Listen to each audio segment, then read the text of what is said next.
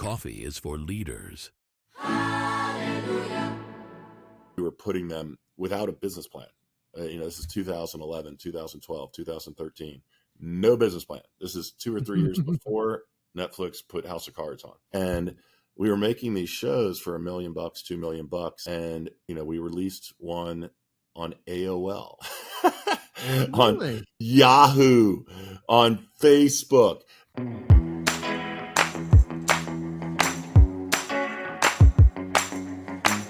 Bill, thank you so much for coming on the show. It's an honor to have you. You were recently named the Agency of the Year. Tell us about that. How does that feel? Oh, thanks, Clint. Yeah, it's these are heady days.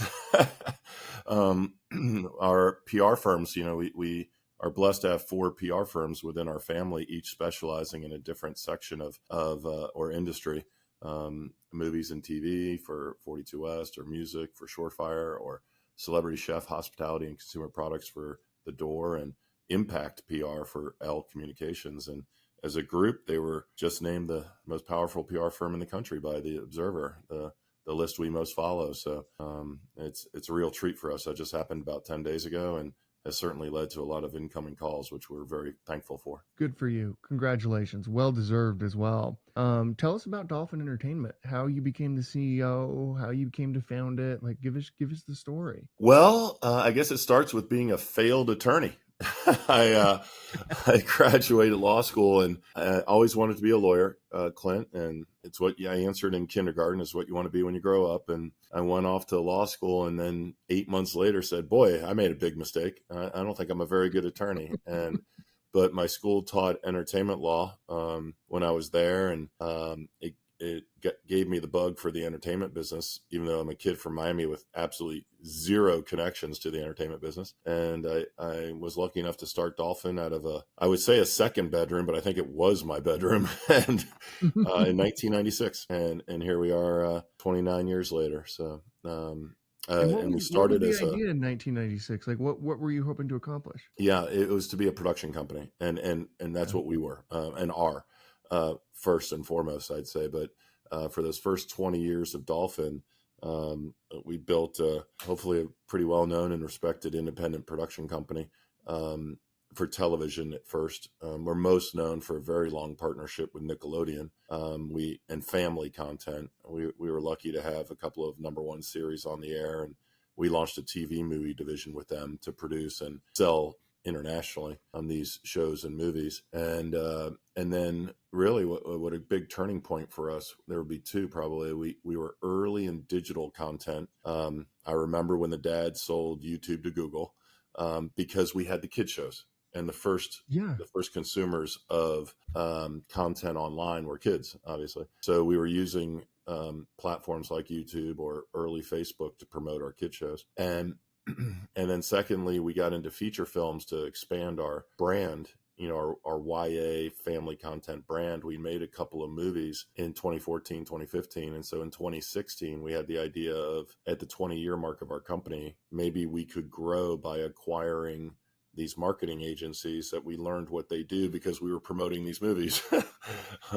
And that's a big difference between TV and movies. When you make a show for a television network, you make the show and you hand it in, and they promote it in the U.S. When you make a movie, somebody's got to promote it to get Clint to want to go see it in a theater. Right. What early on in those early days, at what point did you realize, hey, this is going to work? We've got something here.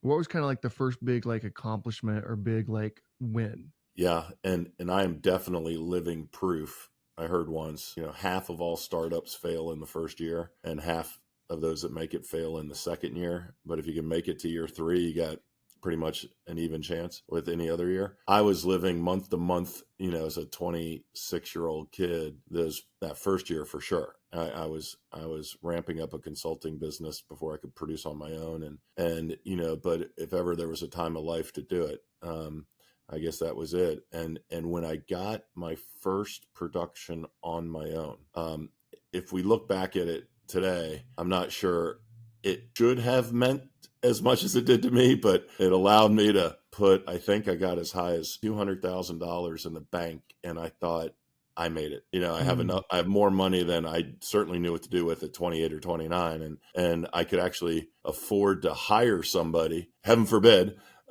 A little bit of blind leading the blind, I think, but I could start a company of two, and then three, and not, and we just built it from there. But I think it was being able to get that first production that I could do on my own. What was that? It was a English language telenovela. I'm a kid from Miami, Florida, and I always admired these telenovelas that, to me, were the only form of television that the American style does not dominate worldwide. The soap opera, we have great soap operas, don't get me wrong, but I'd say the telenovela format is more popular globally because they have a beginning, middle, and end, and they go for 6 months or so, and so you could write a better story because you knew you had an ending, as opposed to some of our characters, and it's fun to watch, but they've been married 10 times, they have 32 kids, they've been adopted by aliens.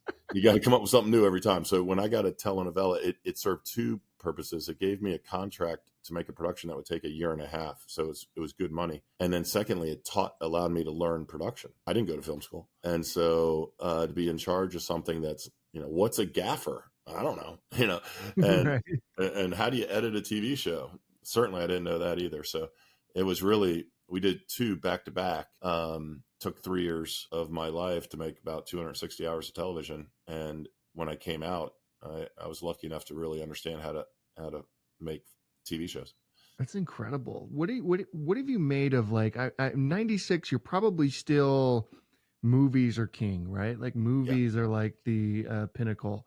And then we get to like this era, maybe in the 2010s, something like that, where television almost kind of surpasses movies in some ways. It's like the artistic form. I don't really know where we're at. I really don't really know where entertainment and media is at in general right now in 2025. But what's that been like to kind of see the various forms and formats kind of have their day in the sun? And, obviously you've done a lot of TV, Nickelodeon, you've done feature films. Which one do you prefer, and how do you think it's going now? That's about 15 questions. Apologies. Oh, no, it's okay. What you were saying at the start of that question, I never thought of my career in that way. But as you get older, and now I'm 55, from a company started at 26, I guess the analogy is, I think I hear when my dad was alive, he would talk about, he was in the land development business in Miami and buy communities and build 1,000 homes or whatever. And so, and he was born in 1921, and he talked about the change in Miami, our city over the years. And it's still home for me. And I guess in the film media business, like what you're saying, Clint, it really has evolved. Movies were undoubtedly the king when I came out. And there's still the power of a global theatrical release, of a James Bond, which is an example of a movie franchise. One, I love it, but two, we promote it. So I should love it, I guess, but I did as a kid. And, it's very hard to match the global star power of a Tom Cruise, for example. Right. But I do agree that if you're a writer or director, having your own signature prestige TV, whatever that means to you, on a Netflix or an Amazon or an Apple or Disney, then there's just a lot of draw to that. We're blessed to have Mike White as a client, for example, and he makes a show called The White Lotus. It just premiered, so it's top of mind for me. Just watched it. Just watched the first episode of season 3 last night. Such a great show. Yeah, such a great show. And I don't know that that's not the pinnacle for a writer director, if I'm being honest. So right. Where will this all go? That'll be a great question, or more consolidation to come, probably. But yeah, I do think it opens up. It's not just movies anymore, I think. What have you learned about marketing and promoting, like when promoting a movie, that may be applicable to like those who run companies, launch products, things like that? Like what all goes into promoting a movie and being successful at that? Yeah, I think there are some great analogies to, consumer product launches, or, effectively a movie or a streaming series is, what I will say is, much like a product launch, I'd say, versus a continuous marketing plan for an existing product that'll be in market for 40 years, right? You're driving audience to a singular date. And certainly on a movie, this has been true forever, but it's as true today. The more of an audience you can get there on Friday night, the higher the likelihood the movie will do well. Because nowadays, most movies, I'd say with 90% accuracy, you can predict what the final box office will be just from the first Friday night. It used to be opening weekend. Now you'll know what your opening weekend is going to be, and within 90% correct rate, you'll know your multiple you could apply to that. So you're trying to build not just massive awareness, but, to use marketing terms, the purchase funnel, right? You want people to consider it and then want to, acquire it. So, and so it does translate very nicely into many consumer products. And I think that's why with our companies, for example, each one of our PR firms has a consumer products expertise too, because in the movie side, it came straight out of let's launch consumer products with the movie launch, right? But now we launch consumer products for a wide variety of companies throughout the year because it's a similar discipline. How can you create the heat towards the drop date that gets it to be word of mouth when it launches? Yeah, how do you do that though? Well, that's the alchemy of nobody knows anything. I think it was William Goldman's line in the film business, but it's I will say though, and in a fascinating investment thesis that'd be good to share with you and see what you think. Honestly, Clint, is in the old days, I'm talking about when I was coming out, let's go pre-internet for a second. Certainly pre-mobile internet. If you were going to launch a consumer product in this country, you needed a lot of capital because you were going to do it with a paid media campaign. And so I think about Mark Pritchard, legendary CMO still at Procter & Gamble, or you had a new laundry detergent and you're going to introduce it to the American consumer. How exactly were you going to do that in the 60s, 70s, 80s, mid 90s? And that was just going to be a conversation with your ad agency about the optimal media plan, right? From heavy TV commercials probably, but then also radio, billboard, paid media. And the light bulb that went off for me, right or wrong, in 2016, I was 20 years into Dolphin, and we were, knock on wood, a pretty well-known independent production, distribution, finance company. And we had just done those movies, like I said, and we saw having to market to the consumer. The other half of the light bulb before it went off was, I'd seen early Facebook when it was at Harvard's campus, and then Ivy League, and then .edu, and then when it opened up to the public. And I remember early marketing efforts when we were early in digital. I'd say other than the family business, Dolphin again was early in digital. That'd probably be the second thing we were known for in Hollywood. And so we were all experimenting, but Dolphin had a unique partnership with a talent agency named CAA, where they were just starting their digital group, and we made a few shows together, and we were putting them without a business plan. This is 2011, 2012, 2013. No business plan. This is 2 or 3 years before Netflix put House of Cards on. And we were making these shows for $1 million, $2 million. And, we released one on AOL, on Yahoo, on Facebook. And to show you we were all there were a handful of us that were trying this, maybe not even, there might have been 3 or 4 of us. And we put out installments of 6 minutes a week thinking it would hook the viewer. And then you're like, should we just throw it all up at once? We didn't know what we were doing, Clint, is my only point. But no one does, man. That's why in those days, you just didn't know. And would people even watch something on the internet? And, did they have download speeds? Now you don't even ask yourself that. So where I was going with that is, but in the course of that, we did a presentation at what were called the New Fronts. And CA and Dolphin threw a party, and we had a presentation, and we had a scripted show that was, for those early days, was the pinnacle of production value for the internet. We had a script from Anthony Zuiker, who's a tremendously well-known showrunner. He created CSI. We had a CSI movie. We had Olivia Martinez as our bad guy, who was married to Halle Berry at the time. We had a tremendous lead actress named Missy Peregrine, who's been on TV for 20 years, as our lead agent tracking them down. I mean, this was a real TV movie, right? And we're in the auditorium, and we announce ours, and we play a trailer, which didn't exist for internet, shows at the time. And we got polite applause, and people are like, "Oh, that does look." And then the next young lady at our event came up. Her name was Michelle Phan. I haven't spoken to her since.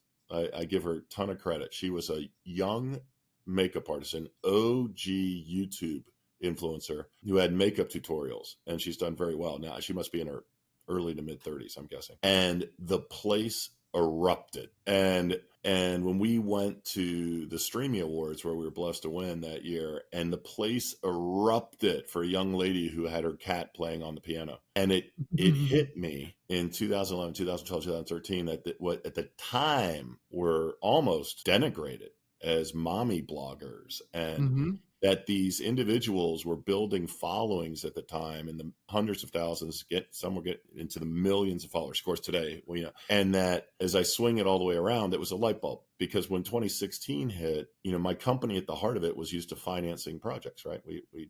We financed movies and TV and made it. And this will sound highfalutin, but it was really just this idea that maybe in the future, earned media of PR and influencer, what's now called influencer marketing or the creator economy, would have an outsized ability to democratize, for lack of a better word, consumer product launches. Because the theory was you could launch products with the power of this community of influencers, what we call that today, and creating hype around PR, which was already being used to complement paid media campaigns, but that consumer product launches wouldn't be just the province of the people that had enough money for paid media.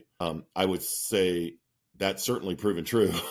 But that was why the theory came in 2016 of building this group of it. So what if you could build a family of the best in class PR firms and influence marketing, and then use it to what ends? Sure, they'll cross sell with each other. Sure, they'll grow organically, we hope, and get bigger clients, or clients that want to access all of entertainment instead of just one vertical, and you're a one-stop shop, and all that's true. But the point of it was, and what these owners saw was the idea that if we could launch products in partnership with our clients, whether it be an individual like Rachel Ray or a corporation, a studio or whatever, that we'd have a better chance of success, because we could bring this earned media power and we could launch it far more cost effectively. And that's really the thesis of Dolphin, and what in 2016 set me down this path to acquire these companies.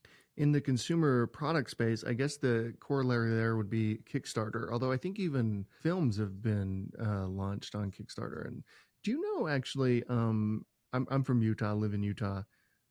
There's a production company here called Angel Studios. You ever heard of them? Sure. Yeah. Great. Yeah, Faith-based content. Yeah.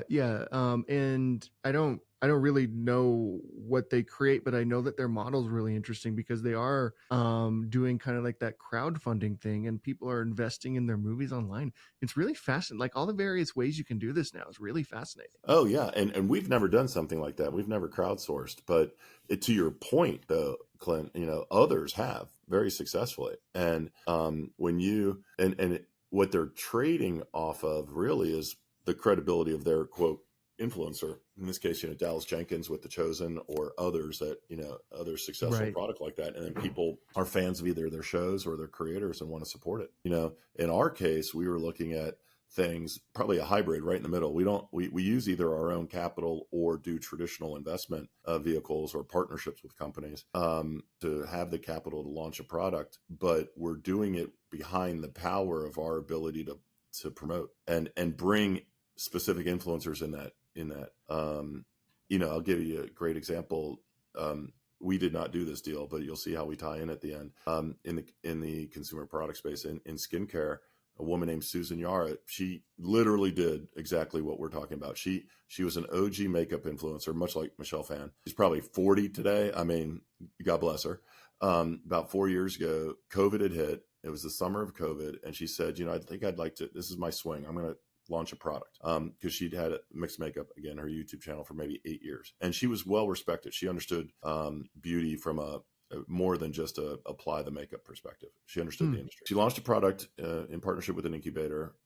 So insert a Dolphin there, called Naturium. And the entire marketing of Naturium, as I understand it, for 3 years was Susan and 10, 12 dermatologists that she had formed a collective with to do influencer marketing. And at some point they dabbled in some PR, and it took a couple of years on Amazon Marketplace. They launched on Amazon Marketplace, just posted it. And about a 2-year mark, they got into Sephora because they'd gotten a lot of traction online. But at the 3-year mark, they sold it 3 years and 2 months later to Elf Beauty for $355 million. She sold on a Friday, and she and her group joined Dolphin on a Monday. She's happily retired, I might add, but a great consultant to us. And we loved it and the story, because that's exactly what we think we can do. Now, of course, she caught lightning in a bottle to a degree, and not every company or product you launch is going to sell for $355 million 3 years later. But she did it entirely with earned media. There was no Procter and Gamble or Unilever backing her, or Johnson and Johnson. And it's what you can do today that you couldn't have done when I started, I guess. Yeah, it does seem like ads aren't as prevalent as, say, unless you're talking like the Super Bowl. Obviously, Super Bowl ads still matter, which is interesting. But kind of no other ads seem to matter or stand out in a way. Like it does seem like influencer marketing, like if you can get on, like if you can have Joe Rogan talk about your product for a minute, or some of these other like kind of influencer things who have their own like production and it's only like 3 people running it. It does seem like that's the way we're going, right? Is that also the way we're going with like movies and those that type of thing? I think so. I mean, if you really look at, the world is splitting into the big stuff that has traditional paid media campaigns, and then the stuff that you can launch, far more cost effectively. So for a James Bond or a Marvel movie, if you're going to spend $200 million to make it, you're probably going to spend $200 million to market it and do a huge paid media campaign. And by the way, I agree with some of the assessments over the last decade that the safest movies to invest in are the biggest, because they've done such oversized returns for those studios. And of course, there's a limited amount of IP that is big enough to warrant a $200 million swing, right? But Disney's success with Marvel, with Pixar, with Star Wars is well documented, right? But if you think about YouTube as an alternative to that, how many people have made a whole lot of money on YouTube with videos that cost less than $5,000? But so then it's that magic elixir of what makes something viral, what makes something a hit, what makes a show on YouTube work, what makes a podcast more successful than the next. Mm-hmm. And if someone knew that answer, they'd be a trillionaire, right? But I do know this, that if you can bring PR, influencer marketing, word of mouth, events, things that aren't traditional paid media, because no one has enough money for traditional paid media behind a YouTube. I mean, when was the last time you saw an ad on TV for either a YouTube show or a podcast? Never. I would argue I've never seen it. I've never seen one. Yeah, not that I can think of.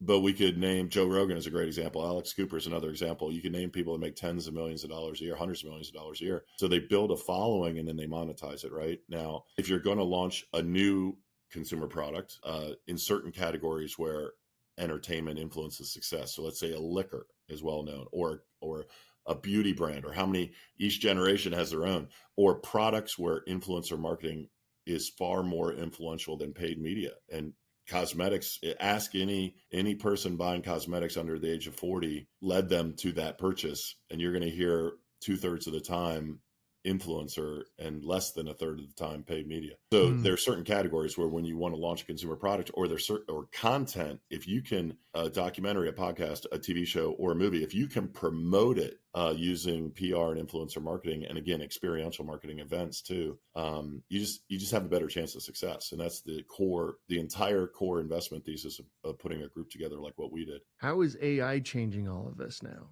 Because it seems like we're going to get to a point where everything, voice acting, everything, the actors themselves, they're all AI, right? I don't know, like that seems to be like, I don't know how that'll work or if people will like it or anything like that, but the capability is going to be there soon if it's not already, and it's not quite up there already. So how is AI changing all of this? Well, we're not an AI company, but we certainly use AI, and we're impacted by AI. So if I just divided all of marketing into paid and earned, I'm going to take the liberty to try and divide AI into defensive and then offensive AI.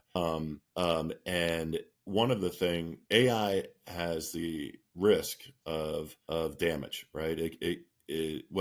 However you look at the taking the jobs away problem in Hollywood or others, that's certainly top of mind for many of the guilds, and rightfully so. But it also, the proliferation of deepfakes has problems for individuals and brands. Without going into the gory details, just imagine how many deepfakes there are of any female or male celebrity in the world out there. And so we did, one of the things we do as a PR, 4 of our 8 companies are in the PR business, and a very large influencer marketing with over 250 influencers on roster. We care about the public persona of our clients, and we're meant to put them forward in their best light. And when there are fake comments or fake anything, a lot of fake images, a lot of fake videos out there, that are damaging, it can be frustrating because it's whack-a-mole. You could write a cease and desist letter, hire a law firm, and good luck when it's coming in from offshore, right? Yeah, So we if it's partnered with an offshore, AI company. there's nothing you can do, which is crazy. So wild.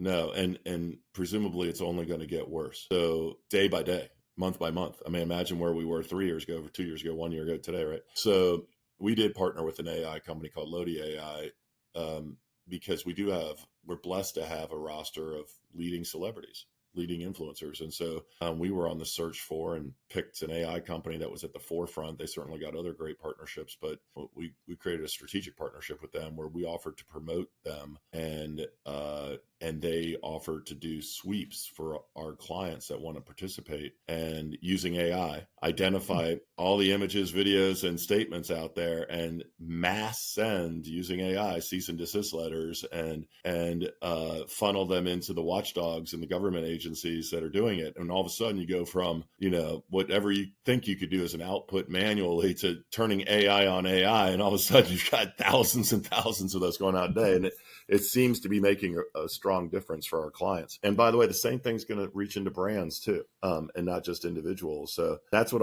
I'll say, using AI to play defense. And sometimes it's not even AI generated fake content. It's just human generated fake content. Yeah. And then on offense, using AI for good, so to speak, obviously it's a tool all of us use daily.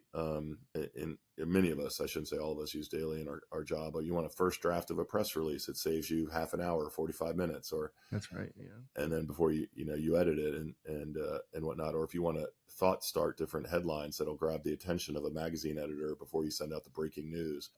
Some things don't need help. Like Springsteen announces his next tour. We have no problem getting it. But Bill O'Dowd wears blue suit today. Nobody's going to run that story. We need some ideas on how to pitch that more effectively. So I think that's how we're seeing AI today. And I personally, as a producer for 29 years, I don't want to see AI generated movies from start to finish. I want the human element and the artist behind it in each level of it. But I'm not burying my head in the sand and realizing, I teach this one course a year at the University of Miami Film School. Very happy to do it. I've been doing it since the year I started Dolphin, and 29 years. And I teach tonight, and I think about this generation and, how it changes each generation too, by the way. But by the time they're deep into their career, push of a button, out comes story ideas, push of a button, out comes a movie. Processing speeds are only going to be faster. What does the world look like when 10 years from now, you can make your own movies off your own ideas? And, and instead of maybe watching YouTube, you're watching your movies or other people's movies or short video clips. Yeah, that's where it gets super wild. We're like, hey, create a version of James Bond like this or whatever, then you're doing something really weird. But it does seem to me that most of it's just going to be shit, don't you think? That doesn't sound like there may be more content and we may have the tools to do that, but I can't, who's watching that? Yeah. But again, who knows? We're probably Clint may be watching Clint as James Bond. That's right. Yeah, you'd be writing your own. You'd be watching your own stuff for sure. And then, that then you get super crazy. At that point, nothing kind of matters. Yeah. Which is pretty wild. You've mentioned as you've talked about PR. I've been thinking you haven't really mentioned pitching media organizations or news outlets or things like that. And obviously news and media outlets, it's kind of waned, and they've, for whatever reason, we don't have to get into some of it's political, maybe don't have the influence that they once had. Is it more targeted towards influencers now, PR? Or what world is kind of the traditional legacy media play in all of this now? It just popped in my head. I'll go with this answer, Clint. It's a direct analogy to that whole paid earned, evolution of earned. 30 years ago, I didn't own PR firms 30 years ago, but when I was coming up in the entertainment business, or, and obviously the entertainment studios own the news networks, right? What was your alternative of where to get your news? And now the proliferation of eyeballs. Advertisers follow eyeballs, and power influence follows eyeballs, right? So, if you're under 30, if you're under 40, are you watching the nightly news? Or are you getting your news from your TikTok feed, from your Instagram feed, from, your Facebook feed, from YouTube, really? And so I couldn't even tell you who the nightly news anchors are, Exactly. You want to see somebody stumped, ask someone who anchors the CBS, and I'm sure they're fantastic, by the way. I just sure, yeah, exactly. Yeah. So It's not their fault. It's not that CNN or CBS or ABC or NBC have do anything other than impressive work. It's that as a share of mind of the American consumer on news, if in Walter Cronkite's day they represented 100%, of course there was no CNN then, but you had a CNN in the 70s, 80s, but today, what are they? Are they even a third? I asked that openly without knowing the answer. I'd be surprised if they were. So Yeah. as PR professionals, you need to get your story to 100. You're trying to get your story to 100% of the American consumer, and so digital outlets. There's no one or very few. I would almost go, no one digital outlet has as big an impact as CNN or ABC or CBS.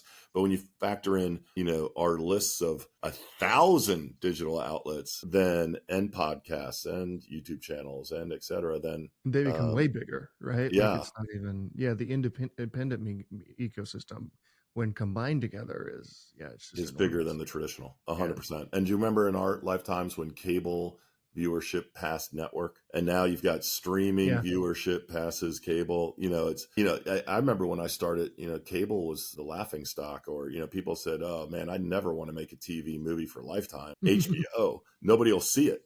And now, and I think there's a little bit of that, like and especially in what we do, you're driving awareness to a particular date on so much of what we do. Right. And if you're gonna do that with just the traditional media, you're gonna leave out 2/3 of your potential audience. At what point, and I know that this happens, but it's not completely mainstream yet, do shows get released entirely on YouTube? Like there's a 24/7 news channel entirely on YouTube, and that becomes more, mainstream. And again, I know like there's probably both of those things are happening, but none that immediately come to mind. At what point does that kind of, because that to me seems like that's where you've crossed into something that's entirely independent owned, and then you're only like up against what YouTube would allow to be published. Yeah, and it'll come down to money, like a lot of things. It has the advantage, the internet has the advantage to tear down how I started in the business with geographic boundaries, right? When you sold a TV show and you sold it to Germany, and Germany starts airing in September, but then you sold it to Italy and they start airing in July, you couldn't sync your shows. Mm-hmm. Excuse me. With internet, or what we're now calling fast channels, right? Free advertising supported television. In theory, you could launch a global television network in real time. Now you run into the issues of language and, time of day and things of that nature. But, open question on a YouTube channel for news. Now, if it's independently sourced, then that's where the money comes in, right? Versus taking the news that's quite frankly already being the heavy cost of researching it from the New York Times, Wall Street Journal, Washington Post, and then adding your opinion or spin on it and putting up a YouTube channel, obviously much cheaper. Yeah. So, but it does beg the obvious question. I mean, how much capital would it take? And I'm sure they've investigated it. Would those news outlets, the traditional news outlets, start a 24/7 video channel? Yeah, it's an interesting, and I'm sure they do have their own apps and stuff, but to go on where everybody is, which is like YouTube or those types of places, which is interesting. What have you learned over the course of your career so far about leadership, about business, about integrity? What have you learned looking back now? Well, you'd like to believe you learned about integrity from your parents. I certainly feel that way. Always better to be honest in all that you do. I heard a great quote once recently from Mark Twain that really resonated with me. I think, there's been different versions of this over the decades, I'm sure in centuries, but about what you choose to worry about, right, Clint? Or don't sweat the small stuff, or and whatnot. And I always enjoyed Mark Twain's quotes because there's this spark of humor in them, and it really makes you think. And he said something like, I'm now an old man, and I've known a great many troubles, but most of them never happened. And I think there's just a lot of truth in that, or that, you want to test your memory, try remembering what you were worried about 1 year ago today. I think the other thing I've learned in business, I feel like who I gravitate to wanting to work with. I tend to want to work with people that are optimistic, that are everyone wants the hardworking and certainly kind and smart. But I think if you have a positive outlook on life, I mean, obviously that's an old truism too. But somebody made me laugh with a quote maybe a decade ago. It said, "I've never seen a statue erected for a pessimist," and That's a good point. it was such a good one. And he was quoting someone, and Henry Ford once said, for all of his issues individually, but obviously a great economic and business mastermind, he had said, whether you think you can or you think you can't, you're right. And I think those would probably be the lessons I most take away of stay optimistic, work hard, and try and remember what you're working towards instead of what the pitfalls along the way might be that might never pass too. I love that. Finally, we end every interview with the same question. And that is at CEO.com, we believe the chances one gives is just as important as the chances one takes. When you hear that, who gave you a chance to get you to where you are today? Oh, man. Where do I start that list, right? Especially as a solo person. But if I go back to the beginning, I referenced them earlier. I'll say my parents. I know maybe you want somebody in the business world. I'm happy to go there if you want. But because my parents saved for college. And I'm 7 feet tall, Clint. I played college basketball at Creighton University. And because I played college basketball, it paid for undergrad. And the money my parents saved wasn't going to be enough for both undergrad and law school. But taking that scholarship and playing 4 years for the mighty Blue Jays, I might add, then the money my parents had was just enough to cover law school. And when I came out in that long and storied 8-month legal career I had, the $5,000 signing bonus that the firm was kind enough to bestow gave me the money for the down payment on the car I needed to be able to drive back in those days from Miami to Tampa to take the bar exam and then also have a car for work. But when 8 months later, I realized, hey, this isn't what I was meant to do. And I'm sure there are a lot better attorneys out there, and hopefully I can do well in business. Sure, I was at a stage in my life when I could take that chance, but I only could take that chance versus so many of my classmates because I didn't have any debt. I think I'd saved maybe $15,000 from my job, maybe. I don't even think that much at 8 months, but I had no debt.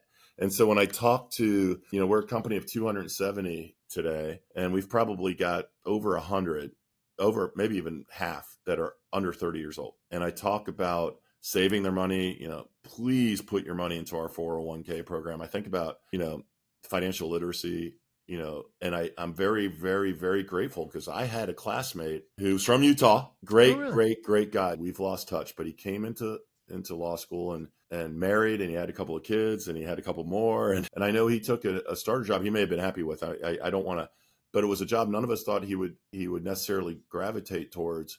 But he wanted to move back to Utah, but he had to stay on the East Coast because he had, so many of my classmates had debt from both undergrad and grad, and I see that teaching at the University of Miami. And so I think there's no Dolphin today without the sacrifice my parents made and allowed me to start my life with that mighty $5,000 bonus but without debt. That's beautiful, man. That's incredible.